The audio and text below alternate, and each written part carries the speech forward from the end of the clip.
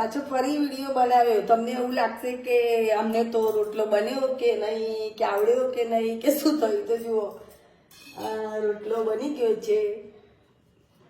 કેવો લાગે છે જુઓ.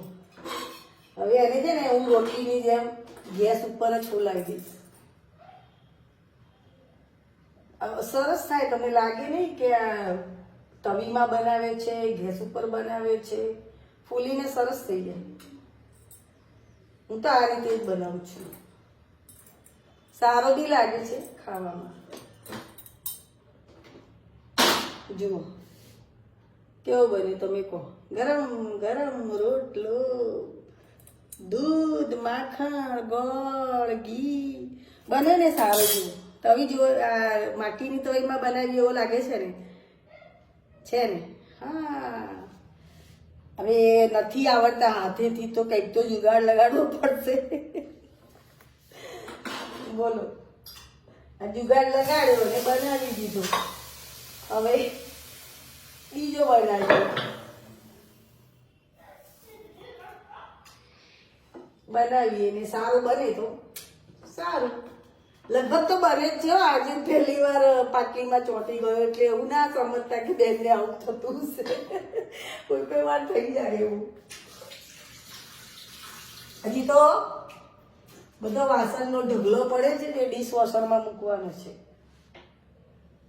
બોલો. આમ પહેલા જયારે કામ થતું હતું બધું ઘણું, ત્યારે એમ થતું બધું બનાવી નવું નવું ને મજા આવતી હતી જમવાની. અને હવે પગ દુખે છે ને તો એવું થાય કે કોઈ જમવાનું બનાવીને આપે તો કેટલી મજા આવી જાય. આવું તો બેઠા બેઠા જમવું.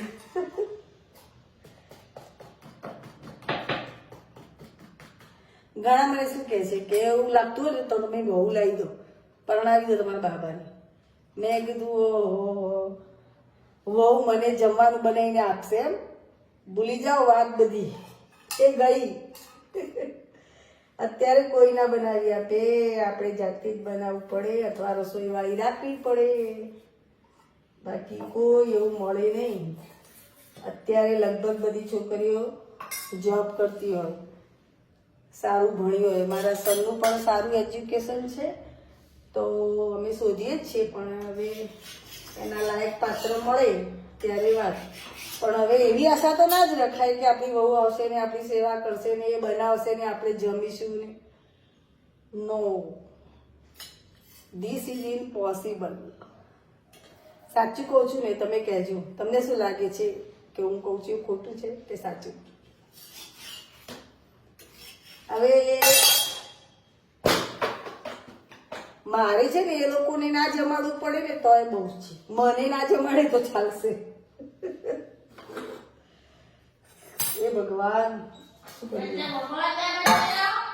બધું જ કરવું પડે, કામે કરવું પડે. એક તો વધારે આ મારી બેબી છે ને એનું મને વધારે થોડું ટેન્શન રહે છે કે ભાઈ હું છું ત્યાં સુધી તો હું બધું એનું કરીશ અને કરું જ છું. કંઈ કામ એનું હોતું નથી. આમ તો મોસ્ટલી એ બધું કામ જાતે જ કરી લે છે.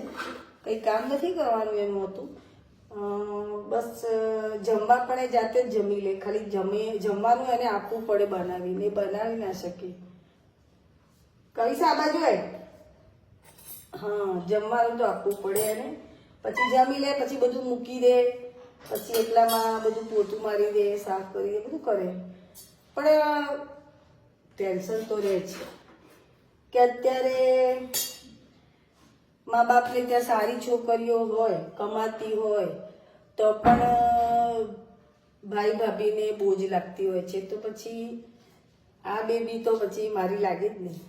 એટલે આની બહુ ચિંતા રહે છે. એટલે તો મેં આ ઇન્સ્ટાગ્રામ, યુટ્યુબ એમાં પછી વિડીયો બનાવવાનું ચાલુ કર્યું કે ચલો ભાઈ, બહુ ટેન્શન ડિપ્રેશન રહેતું હતું તો પછી કહ્યું ચલો આપણી કોઈ ફેમિલી નથી તો કંઈ નહીં, આપણી ફેમિલી ઇન્સ્ટાગ્રામ, યુટ્યુબ, બરાબર ને? જો આ રહી અમારી આ ડબુડી, આ છે ને અમારી. આની પછી છે ને બેઠી જમવાનું ને જાડા થવાનું ને ફોન જોવાનું. હાય કર તો, હાય કર. હા, જય શ્રી કૃષ્ણ કર. જય શ્રી કૃષ્ણ કરો. હા, જુઓ અમારા આ બેન બાની આ પ્રોબ્લેમ છે, હું તો સાચવીશ, મને કઈ વાંધો નથી, હું તો ભગવાનનું રૂપ સમજું છું અને એની બધી જ સેવા કરું છું, પણ હું ભગવાનને એમ કહું છું કે મારા પહેલા આને લઈ જઈજે, મારે એને કોઈના હાથમાં આપવી નથી. હું ભગવાનને રોજ પ્રાર્થના કરું છું કે મારી છોકરીનું શું થશે. બોલો, કોઈ પણ મા હોય તમે વિચારજો, આવું બાળક હોય એના પ્રત્યે વધારે પેલું હોય. અને મારા સનમાં આવું છે ને કે એનું એજ્યુકેશન હાઈ લેવલનું છે, તો એની જોબ અહીંયા કંઈ મેળ પડે એમ નથી, એ સારી કંપનીમાં છે બહાર. હવે અમે બે ને એના પપ્પા પણ જોબ જાય. હવે બહુ ડિપ્રેશન ને પછી દવાઓ ચાલુ થઈ ગઈ અને ટેન્શનમાં મને આવી ગયું બીપી, પછી કોલેસ્ટ્રોલ, પછી આવી ગયું ડાયાબિટીસ બોર્ડર ઉપર, આ બધું ઘણું થઈ ગયું. એટલે પછી મારો સન અને એના પપ્પા કે તું આ કર, તને આ ગમે છે તો તું કર, તો તારો ટાઈમ પણ જાય, તને બધા સાથે વાતો પણ થાય અને તને ગમે એટલે સારું લાગે આખો દિવસ. પછી મેં વિચાર્યું કે સાચી વાત છે, પછી મેં આ ચાલુ કરી. ઇન્સ્ટાગ્રામમાં પણ મારું પેજ છે, એનું આઈડીનું નામ છે નીતા મેવાડા મિસ્ત્રી, બરાબર? તો ફોલો કરી લેજો ભૂલતા નહીં, બરાબર? અને આને પણ ફોલો કરી લેજો યુટ્યુબમાં પણ, બરાબર ને? ગમ્યો ને વિડીયો? ગમ્યો હોય તો લાઈક કરજો, સબસ્ક્રાઈબ કરજો, શેર કરજો, કમેન્ટ જરૂર કરજો અને પૂરો જોજો, બરાબર ને? બાય.